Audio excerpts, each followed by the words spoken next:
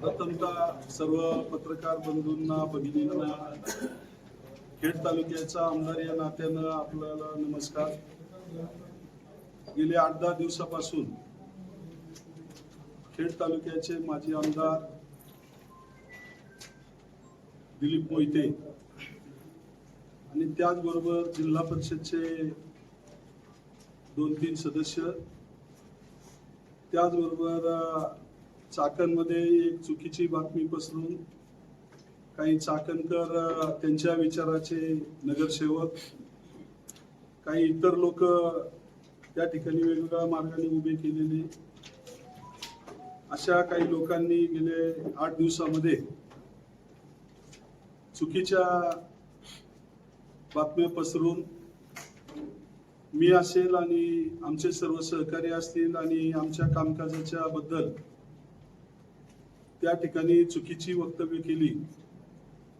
त्या चुकीच्या वक्तव्यांना उत्तर देण्यासाठी आज मी पक्षाचे उपजिल्हा प्रमुख, तालुका प्रमुख, दोनही सभापती या ठिकाणी येणार आहेत. पंचायत समितीचे, मार्केट कमिटीचे, जिल्हा परिषदचे सर्व सदस्य, उपसभापती, काही खरेदी विक्री संघाचे संचालक आहेत, काही मार्केट कमिटीचे संचालक आहेत, इतरही आमचे सर्व सहकारी या ठिकाणी उपस्थित आहेत. खऱ्या अर्थानं नोव्हेंबर 2024 ला आपल्या खेड आळंदी विधानसभा मतदारसंघाचं तुमच्या तालुक्यातील जनतेच्या आशीर्वादानं मी भरघोस मताधिक्य घेऊन या ठिकाणी निवडून आलो, आमदार झालो. आणि तेव्हापासून त्यापूर्वीचे माझे राजकीय मार्गदर्शक स्वर्गीय नारायणराव पवार असतील, स्वर्गीय सुरेश भाऊ गोरे असतील, स्वर्गीय साहेबराव सातकर पाटील असतील, स्वर्गीय साहेबराव गुट्टे पाटील असतील, स्वर्गीय मांजरे साहेब असतील, या सर्व मंडळींचा आणि त्या आधीचे सर्व वडगावकर, कबीर बाबा यांचा सहवास जरी लाभला नाही तरी त्या सर्वांचे विचार घेऊन हा तालुका मोठा तालुका आहे आणि भीमाशंकर पासून माऊलींच्या समाधी असणाऱ्या आळंदीपर्यंत या तालुक्याचा विस्तार असल्यामुळे या तालुक्याला खेड, आळंदी, चाकण 3 मोठ्या नगर परिषदा आहेत. ग्रामीण भागामध्ये जवळजवळ 8 जिल्हा परिषद गटामध्ये हा तालुका विस्तारलेला आहे. पंचायत समितीचे 16 गण या तालुक्यात आहे. आणि त्या भूमिकेतून मी शिवसेना, उद्धव बाळासाहेब ठाकरे, महाविकास आघाडीच्या माध्यमातून काम करत असताना निवडणुकीच्या कालावधीमध्ये माजी आमदार आणि इतर सहकाऱ्यांनी माझ्यावर टीका केल्या की हे कामाचे उमेदवार नाही आहेत, त्यांच्याकडे पैसे नाही आहेत, यांच्या उधाऱ्या आहेत, यांना निवडून दिलं तर तालुक्याचा विकास होणार नाही. आणि मग अशा परिस्थितीमध्ये लोकांना माहित होतं की टीका करणारे किती लबाड आहेत. त्यांची लबाडी मी या पत्रकार परिषदेच्या उत्तरार्धात सांगणार आहे. परंतु तरी सुद्धा एवढं मोठं त्या ठिकाणी सत्तेचा आधार, लाडक्या बहिणींची योजना त्यावेळेस कार्यान्वित होती. या सर्व परिस्थितीमध्ये 1,51,000 मतं मला मिळाली आणि समोरचे उमेदवार पराभूत झाले. पराभूत झालेल्या दिवसापासून त्यांना आजही वाटत नाही की मी पराभूत झालेलो आहे. आणि त्यामुळे तेव्हापासून त्यांची निष्फळ बडबडीला उत्तरं यापूर्वी मी पत्रकार परिषदेतून दिली. आणि एका पत्रकार परिषदेत मी असं सांगितलं होतं की तुम्ही कितीही बडबड करा परंतु मला काही उत्तरं द्यायची नाहीत.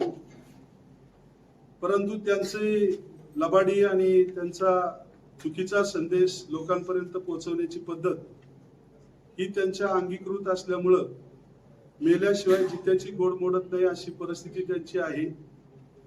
त्यामुळं गेले 8 दिवस त्यांनी चुकीच्या पद्धतीनं 2-4 सहकारी बरोबर घेऊन माझ्यावर टीका करण्याचा प्रयत्न केला.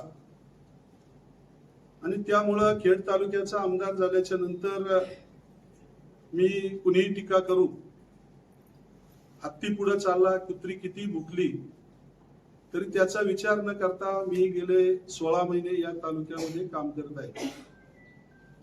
हे काम करत असताना तालुक्यामध्ये मी काही आश्वासनं दिली होती. 13 गावांना पाणी देणार, पश्चिम भागामध्ये बुडीत बंधारे करणार, त्याचबरोबर इंद्रायणी प्रदूषणासाठी काम करणार, MIDCच्या माध्यमातून युवकांना रोजगार देण्याचं काम, व्यवसाय देण्याचं काम करणार, CSRच्या माध्यमातून या तालुक्यामध्ये अनेक कामं आणण्याचा प्रयत्न करणार आणि शासनाच्या निधीच्या माध्यमातून, वेगवेगळ्या निधीच्या माध्यमातून पहिल्या दिवसापासून जे अधिवेशन झालं तेव्हापासून सातत्यानं मग तालुक्यातील अनेक प्रश्न विधानसभेमध्ये मांडण्याचा प्रयत्न केला. ते मांडत असताना सभागृह काही प्रकार ऐकतो, पण त्याची मला डिटेल माहित नाही, क्वचित एखादा टक्का. परंतु खेड तालुका हा धार्मिकतेला मानणार आहे, वारकरी संप्रदायाचा आहे. इथं तुकाराम महाराजांचं, माऊलींचं, भीमाशंकरचं वास्तव्य आहे. त्यामुळं खेड तालुक्यातली लोक धार्मिक आहेत. त्यांचा देवावर विश्वास आहे, त्यांचा बंधुगिरीवर विश्वास नाहीये. त्याच्यामुळं त्यातले काही एखाद्या टक्क्यात गेले असतील तर एखाद्या वेळेस ज्यांच्या कोण गेले असतील समजून घ्या. त्यामुळं बाकी आम्ही तर काही कोणी त्याच्याशी सहमत नाहीये. माझे आमदार म्हणतात त्यांच्याकडे अनेक असे पुरावे, समजा कदाचित म्हणजे त्यांनी असा एखादा ऑडिओ काढला समजा, तर मग हे प्रकरण कितपत पुढे लागलं काय सांगतोय ऐकून घ्या. मला 100% खात्री आहे, मी कधीच कोणाला शिवी देत नाही. मी पाठीमागं ते एक बोललो, फक्त टिंब टिंब काय मेले होते का एवढंच बोललोय मी. असं आई घाल्या, परत तांगड्या मोडून गळ्यात घाली, किंवा बघतोच काय कडवली, आई कडवली, अशा आई माईवर मी कधीच शिव्या देत नाही, दिल्या पण नाही. मग तसं कुठं असेल तर दाखवा. माझ्याकडून तर 1% सुद्धा होणार नाही. झालं असेल तर सुधारणा करीन मी. कारण मला तालुका चालवायचा आहे. लोकांनी माझ्याकडे पाहून, पक्षाकडे पाहून आणि कामावर पाहून आणि हे मला पुढे नेलंय. त्यामुळं माझ्याकडून जर काही चूक होत असेल, जनतेने दाखवलेल्या चुका मी नक्की सुधरेल. परंतु ह्या शत्रूकडून दाखवलेल्या चुका त्या फक्त राजकारणासाठीच असतील, तेवढं तुम्ही समजून घ्या. संजय गायकवाड त्यांची वक्तव्य केलं, आता सगळ्यांनी ऐकलं. आमदारांच्या खुर्चीवर बसलेली लोक का बिघडतात, आता तुम्ही बोलू. मला बाकीच्यांबद्दल काय म्हणायचं नाही, परंतु आमदार म्हणून खुर्चीवर आल्याच्या नंतर मला नक्कीच जबाबदारी कळते की लोकांची कामं केली पाहिजे. आपण पूर्वी ज्या आधारावर निवडून आलो त्याच आधारावर परत पण समाजात राहिलं पाहिजे, एवढं कळतंय. त्यामुळं समाजासाठी आपण काम करतोय. कोण बाकीचं काय करतंय याच्याशी काय आपल्याला बोलायचं नाही. आता जवळजवळ 1.5 वर्ष पूर्ण झाले, हे माझे पद घालू शकत नाहीयेत, कारण मी माऊलीचा भक्त आहे. तुम्ही कोणत्या गोष्टीचे भक्त आहेत मला माहीत नाहीये, परंतु तुम्ही धडधाकट सांगता की सत्ता आमची आहे, त्यामुळं सत्तेपुढे शहाणपण चालत नाही. मी हा निकाल विरोधात लावून आणणार. त्यामुळं मुळातच मी काही पत्रकारांना यापूर्वी सांगितलंय की त्यांचा बोलायचा अधिकारच नाहीये. ही केस शांताराम देशमुख म्हणून एका व्होटरनी, मतदारांनी लावलेली आहे आणि तो मतदार त्यांचा वकील घेऊन त्या ठिकाणी ही केस चालवत आहे. आणि त्या केसचा आधार घेऊन माफक बोलण्यापेक्षा पाशकळ गप्पा मारल्या तर या सगळ्या गोष्टी आता येत्या 28 तारखेला तारीख आहे. आम्ही त्या ठिकाणी कोर्टापुढे सांगणार आहे की हा बाबा सांगतोय सत्ता आमची, आम्ही निकाल लावणार. न्यायाधीशांचं जर अवमान करत असेल आणि आपल्या एका संविधानिक पदावर सभागृहाचा मी जबाबदार पदाधिकारी आहे, माझ्याबद्दल त्या केसच्या बाबतीत लोकांमध्ये गैरसमज हा माणूस पसरवतोय, तर यापूर्वीच पत्रकारांनी त्यांना सडकून विचारायला पाहिजे होतं की केसच जर तुमची नाही आहे तर तुम्ही का बोलता. ते शांताराम देशमुखांनी पत्रकारांची पत्रकार परिषद घेऊ द्या ना. आणि ती जी केस आहे ती किती खोटी आहे आणि ती कशी यांच्यावर उलटणार आहे हे आता आमचे वकील माझे सख्खे पुतणे आहेत आणि ते पिटिशनमध्ये जे ॲफिडेव्हिट फाईल केलेलं आहे शांताराम देशमुख यांनी, त्याच्यासोबत एक पेपर त्यांनी फाईल केलेला आहे जो इन्कम टॅक्सच्या संदर्भातला आहे.